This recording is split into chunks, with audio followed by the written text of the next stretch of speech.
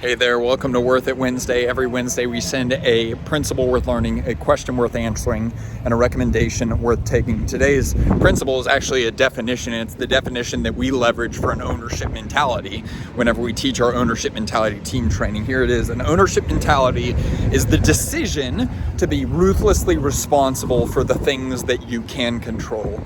And truly, the ownership mentality team training that we do with teams around the country, we go to their offices and do this. It's our most popular team training right now. And I think the reason why is because this is something that is almost universally admired, but extremely rare. That's because it's incredibly hard. Because think about that definition for a second. An ownership mentality is the decision. Ownership has nothing to do with an org chart, right? It has nothing to do with authority or position. I know CEOs of companies with hundreds, if not thousands of people that lack an ownership mentality. I've met these people before. Conversely, I know interns who are still in college who have an incredible ownership mentality. And the principle there is it has nothing to do with an org chart. It's a decision. It's a mindset, right? So ownership mentality is the decision to be ruthlessly. This conveys the idea that it's hard, it's difficult, it's not easy, it's not comfortable, it's not always convenient or fun. But you know this, we talk about this all the time. There's a curse to convenience, make no mistake. And so ruthlessly responsible, the ability to respond, right? The decision to be ruthlessly responsible. I'm going to own and be responsible. I'm going to have the ability to respond to the things that I can respond to, for the things that you can control. Now, what is normal today? Well, you know this, Dave Ramsey, my former boss, used to always say, normal freaking sucks. And why is that? It's because normal is shame and blame. Normal is victimization. Normal is focusing more on the conditions than my decisions, right? So ownership mentality is incredibly abnormal in that it's saying, like, I'm going to focus on the things that I can control instead of the things that I can't. Listen, the person that's in the White House is in the White House, and nothing you say today is going to change the fact that they're in the White House right now. The weather, your words aren't going to change it. Your excuses and complaints aren't going to change it, right? What everyone else is doing, the way everyone else is acting, the way everyone else is perceiving things, the global economy, those things, you're not going to change those things. But what does everyone do? Well, everyone takes responsibility for all those things that they can't immediately control.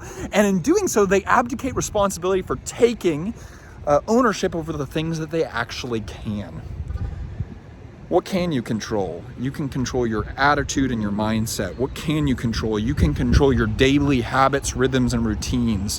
What can you control? Well, to a degree, you can control your personal health and well-being and your ability to have energy and vitality in the interactions that you have. What can you control? You can control the way that you relate to other people.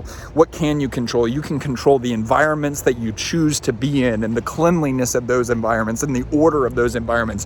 What can you control? You can control your work ethic. What can you control? You can control your financial preparedness. What can you control? You can control your spiritual centeredness and well-being. What can you control? You can control the food that you eat to make sure that it provides you with the energy that you need for the work that you want to do. What can you control? You can control the direction that you're moving. What can you control? You can control whether or not you're going to have a good attitude at work or a bad attitude at work. What can you control? You can control where you're going to work.